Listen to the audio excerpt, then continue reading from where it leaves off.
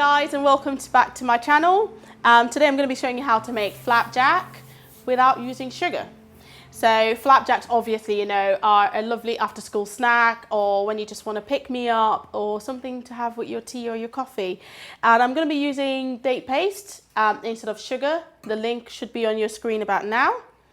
And it's really, really simple. So you want 200 grams of butter, 100 grams of sultanas, 150 grams of the date paste, because we're trying to cut out processed sugar, but obviously still make nice tasting products. There's 300 grams of rolled oats, you know, just as unprocessed as you can get it. I've put down 100 grams of nuts. These are flaked almonds, but you can use chopped nuts, whatever seeds you have, just something for texture. However, I'll touch on that a bit later because this child doesn't like nuts or seeds, so you don't actually need that. You don't have to add it if you don't want to, but you have it there, and you can bake 2 different types of flapjack in one go. And then you've also got 180 mils of maple syrup. So first things first, you put in your maple syrup into the butter bowl. You always have that in the biggest bowl you can find, as well as the date paste. And you should really boil all of it in a saucepan, but because I am lazy sometimes and I can't be bothered to wash up a saucepan, I just put the entire bowl in the microwave, and the result is the same, till everything is nice and melted. After about 3 minutes in the microwave, this is what you should have, and your butter should be all melted. You can obviously just mix it all in with just a spatula, or if you are extremely short of time, again, use your hand mixer. The important thing is to make sure that the consistency is all uniform. You don't want to leave clumps of date paste anywhere, because that part of this flapjack will be a little bit sweeter than the rest. So get it nice and mixed in. If you want to pour in the oats now for me, sweetie. There we go, lovely. We're all in. Sultanas in. And at this point, this is fine. Once all mixed in, this is fine to bake now, if you don't want any nuts. So this is where I'll probably get off the bit that I'll bake for William. However, I and Emily both really, really like nuts in. So once we get William's section out, then we add the nuts in, give it a good mix, and bake that.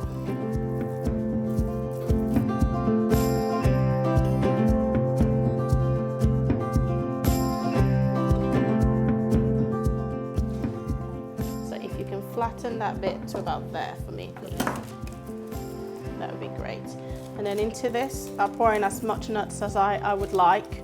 As I said, chopped nuts, flaked almonds, anything like that, seeds, sunflower seeds, chia seeds, all of them are good and would add great texture to it, whatever you like or whatever you've got knocking about in the cupboard.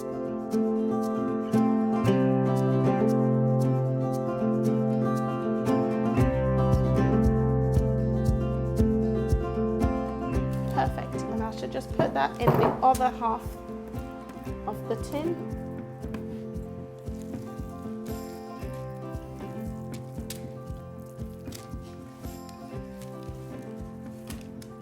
Lovely. Don't be scared to get your hands involved in it. Just press it firmly down. So I shall pop that in the oven for about 25 to 30 minutes, again at 160 degrees.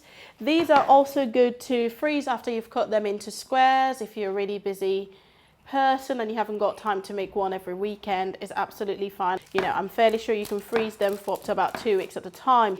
Cut it into squares, freeze it in individual portions, and then you're fine for a snack for the next 2 weeks or however hungry you're feeling. So these have been in the oven for about 30 minutes, and when you get it out, just let it cool for a little bit, because if you try and cut it straight away, it sort of falls apart. So if you just let it cool to bind, and try not to let people eat it whilst you're doing it, and then you cut it into squares or whatever pieces. I personally like these crunchy bits around the edges. Some people don't. And then you can, you know, put it in an airtight container or freeze it, and it is absolutely delicious. What do you think?